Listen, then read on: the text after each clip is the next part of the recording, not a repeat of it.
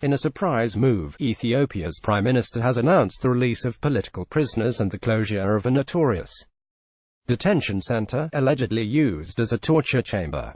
Hailemariam Desalegn told a press conference the move was designed to allow political dialogue. Hailemariam Desalegn said a new detention center will comply with international standards, but it is unclear exactly who will be released or when it will take place.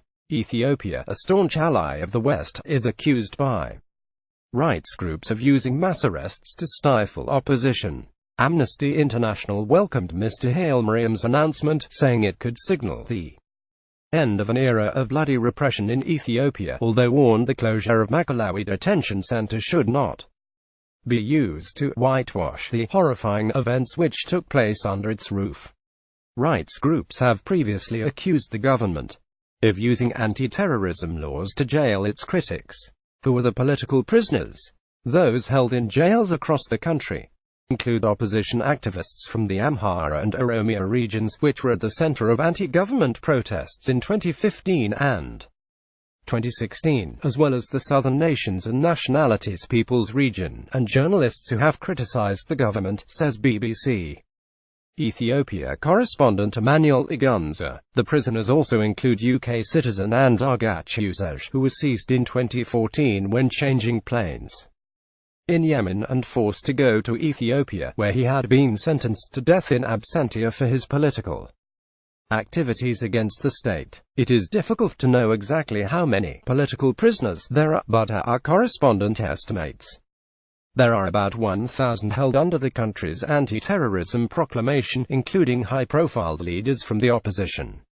However, there are another 5,000 cases still pending, made up of those arrested after a state of emergency was declared in October 2016. He adds, will they actually be released? The government has given no timeline on the release of the prisoners, including those still awaiting trial, or explained exactly who is considered political and who is not. Our reporter notes, a number of cases have political backgrounds, but are also linked to groups the government considers to be terrorists. 19 people linked to Gunbot 7, deemed a terror group, were sentenced to prison terms just this week.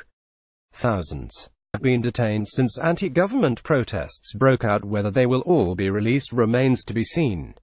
Any dialogue would have to include legitimate opposition groups like the Oromo Federalist Congress, whose leaders would have to be free to fully participate in the process, our correspondent says. What about the detention center? As well as releasing the prisoners, Mr. Hailemariam announced the closure of Makalawi, a detention facility in the capital, Addis Ababa, which Amnesty International described as a torture chamber used by the Ethiopian authorities to brutally interrogate anybody who dares to dissent, including peaceful protesters, journalists, and opposition figures. A new chapter for human rights will only be possible if all allegations of torture and other ill treatment are effectively investigated and those responsible brought to justice. Amnesty International added, the government strongly denies the torture allegations, but it has now decided the prison will become a modern museum, a move the privately owned Addis Standard newspaper called for in an editorial in 2016. A new detention center will be opened, Mr. Hailemariam said, which would comply with international standards. Why now? Our correspondent says the detention of political prisoners has always been a major concern. In December, social media users staged a day of action to remember those held behind bars.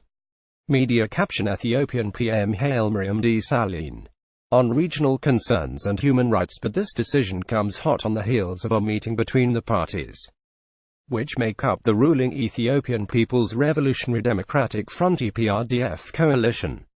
Over the past months, infighting within the coalition, which has been in power for more than 25 years, has led the Prime Minister to acknowledge the need for change. The Oromo People's Democratic Organization and the Amhara National Democratic Movement, which are part of the coalition, have been pushing for increased political space and the respect of the people, following the massive anti-government demonstrations that have been witnessed in the country. Who is Hailemariam Desalegn? A trained engineer, Mr. Hailemariam took the reins of power in 2012, after the death of Meles Zenawi, who had ruled since 1991.